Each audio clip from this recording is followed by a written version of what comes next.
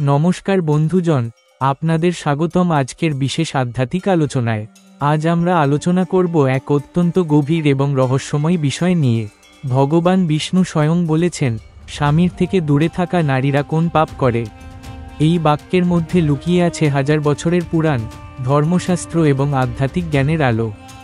আজ আমরা জানব, পুরাণে এ নিয়ে কি বলা হয়েছে, নারীর ধর্ম বা স্ত্রীধর্ম কাকে বলে, স্বামীর থেকে দূরে থাকলে কেন সেটিকে পাপ বলা হয়েছে, আবার কখন সেই দূরত্বও পাপ নয় বরং ধর্ম হিসেবে গণ্য হয়, এবং আধুনিক সমাজে আমরা কিভাবে এর শিক্ষা গ্রহণ করতে পারি।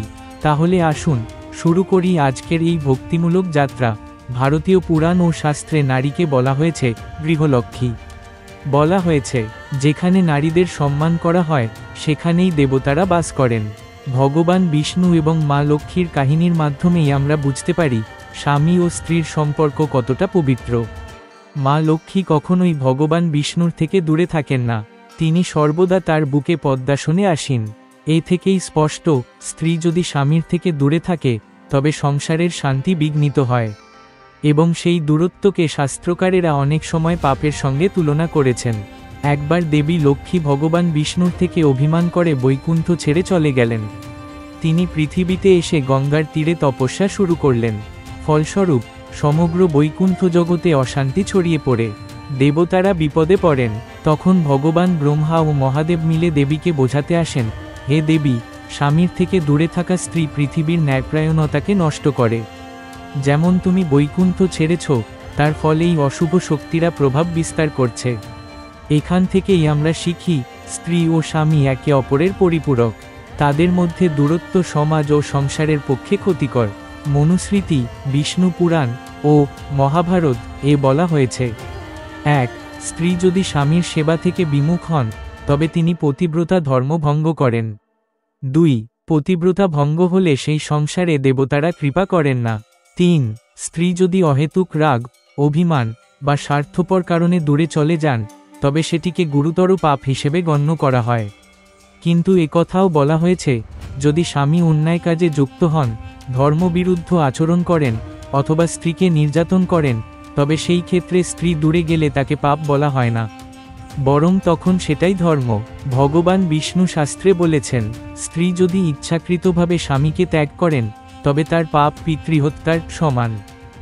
যদি স্ত্রী স্বামীকে দুঃখ দিয়ে অন্যত্র আশ্রয় নেন তবে তিনি পরজন্মে দুঃখ ভোগ করেন।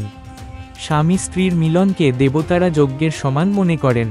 সেই যজ্ঞ যদি ভেঙে যায় তবে তা অশুভ। এই কারণে বলা হয়েছে, স্বামীর থেকে দূরে থাকা মানেই ধর্মচ্যুতি, আর ধর্মচ্যুতি মানেই পাপ। শাস্ত্রে বর্ণিত আছে, স্ত্রী যদি অহেতুক কারণে স্বামীর থেকে দূরে থাকেন তবে 1. সংসারে অশান্তি আসে, 2. সন্তানরা সঠিক পথে বড় হয় না, 3. পরিবারের আর্থিক সমৃদ্ধি নষ্ট হয়, 4. আধ্যাত্মিক উন্নতি থেমে যায়, 5. মৃত্যুর পর স্ত্রীকে নরকে ভোগ করতে হয়। নরক বর্ণনায় বলা হয়েছে, এই ধরনের স্ত্রীকে স্ত্রীবিচ্ছিন্নী নরক এ পাঠানো হয়, যেখানে তিনি একাকিত্ব ও কষ্ট ভোগ করেন।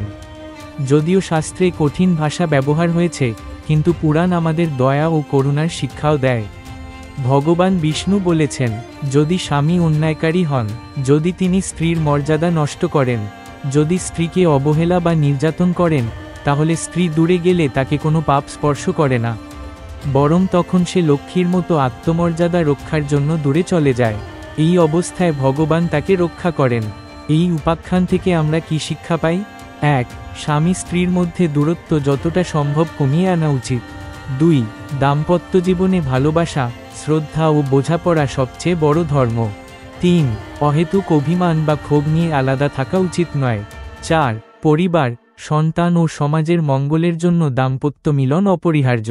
আজকের যুগে আমরা দেখি, অনেক সময় কর্মসূত্রে স্ত্রী বা স্বামীকে দূরে থাকতে হয়। এক্ষেত্রে তা পাপ নয়, কারণ উদ্দেশ্য পবিত্র, সংসারের কল্যাণ, জীবিকার জন্য সংগ্রাম। কিন্তু যদি স্বার্থপরতা, অবিশ্বাস বা ব্যভিচারের কারণে দূরে থাকা হয়, তখনই সেটি পাপ।